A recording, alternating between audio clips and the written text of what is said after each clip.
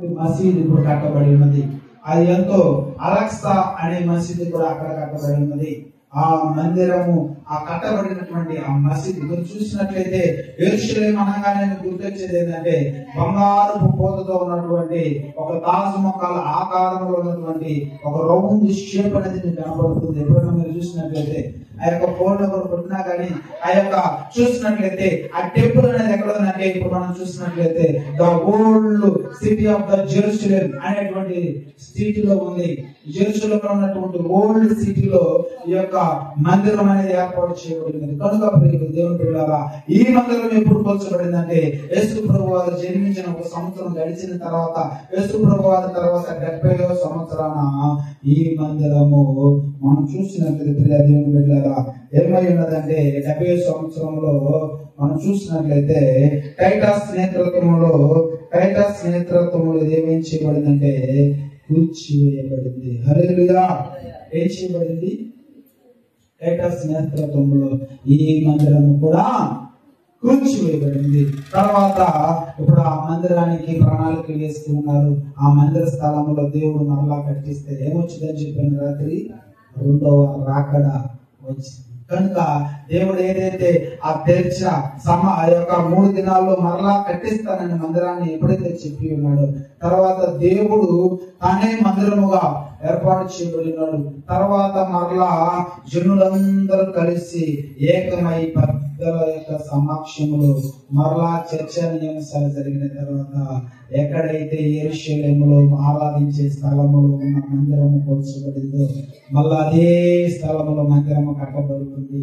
ఆ మందిరము కట్టి పునాదులు వేసినట్లయితే పిల్లరా ఏమొచ్చింది? రాకడ అనేది సమీపముగా వచ్చింది. కనుక మనం చూసినట్లయితే అసలు ఈ యొక్క ప్రత్యక్ష గుడారానికి దేవునికి మధ్య సంబంధం ఏమిటి? ఈ యొక్క మధ్యాహ్న కాల సమయంలో చాలా ప్రాముఖ్యమైన విషయం.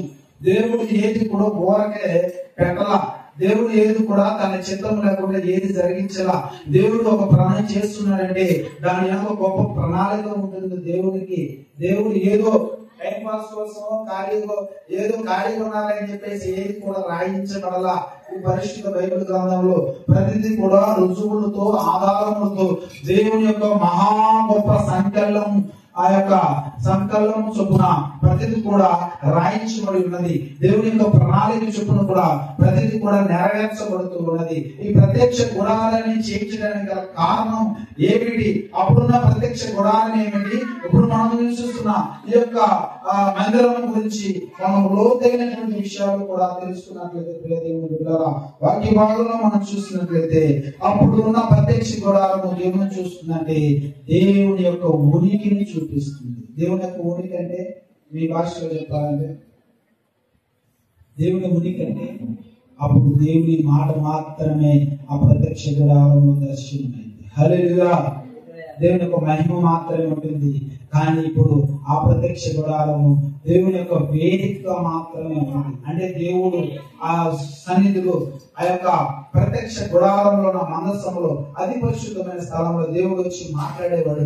ఇప్పుడు సంవత్సరానికి ఒకసారి ఆ యొక్క యాజకుడి ద్వారా పాప క్షమాపణ నిమిత్తమైన యాజకుడు ఆ కరుణా బలిపీఠం మీద ఆ రక్త ప్రోక్షణ జరిగించినప్పుడు ఆ యొక్క రక్తాన్ని చిమ్మినప్పుడు దేవుడి మహిమ ఆ యొక్క పరిశుద్ధమైన స్థలంలో వచ్చింది. అప్పుడు మాత్రమే దేవుడు వారితో మాట్లాడేవాడు. అప్పుడు మాత్రమే దేవుని యొక్క ప్రభావం ఎప్పుడు కూడా ఆ మనసం మీద ఉంటూ ఉండేది.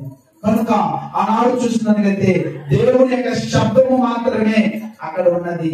ఈనాడు చూసినట్లయితే దేవుడే శరీరధారిగా మన మధ్య నివసించడానికి ఏమని చెప్పుకున్నాం రాత్రి? కృపా సత్య సంపూర్ణుడై మన మధ్య ఏం చేశాడు? శరీరధారి అయి నివసించడానికి వచ్చాడు. ఏ వాక్యము? ఆ వాక్యం ఏమన్నదంటే ఆ వాక్యమే దేవుడై ఉన్నాడు. కనుక ఆనాడు మాట ద్వారా దేవుడు సెలవిస్తే జరిగింది. ఆయన మాటలో ఉన్న శబ్దాన్ని బట్టి, ఆ శబ్దంలో ఉన్న శక్తిని బట్టి, ఆయన ఉనికిని బట్టి ఆనాడు జరిగింది. ఈనాడు ఆ శబ్దంలో ఉన్న దేవుడే, ఆ శబ్దంలో ఉన్న వాక్యమే ఉన్న దేవుడే, వాక్యముతో ఉన్నటువంటి దేవుడే, ఆ వాక్యములో ఉన్న దేవుడే ఇప్పుడు నీ నామానికి ఏది వచ్చాడంటే శరీరధారిగా వచ్చి ఉన్నాడు. చూడండి, దీని యొక్క అర్థము చూడండి ఎంత లోతుగా ఉన్నది.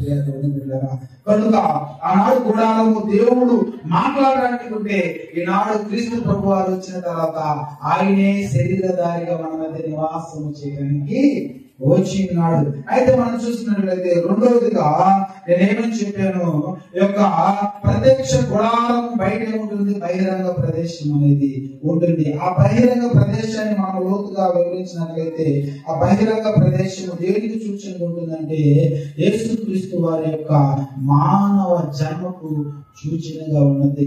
ఎందుకంటే అందరికీ దర్శనమయ్యే స్థానము యొక్క మానవ జన్మగా ఆ యొక్క బహిరంగ ప్రదేశం అనేది ఉన్నది. రెండవదిగా చూసినట్లయితే బలిపీఠము చెప్పారు. ముందేముంటుంది? బహిరంగ ప్రదేశం ఉంటుంది. తర్వాత ఏముంటుంది?